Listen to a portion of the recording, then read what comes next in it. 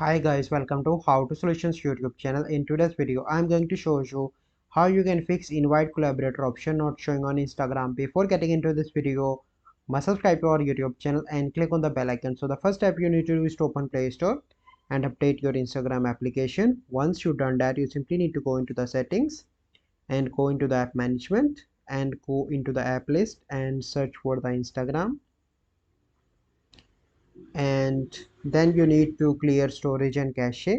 Once you complete that step, you simply need to go and open Instagram and click on your profile picture in the right bottom corner, and then you need to click on three bars in the top right and click on settings, and here you need to click on account and switch your account to professional account. Once you've done that, you simply need to click on plus, and here you can select any post, click on next again, and here you need to click on tag people, and here you can see that invite collaborator option is now showing.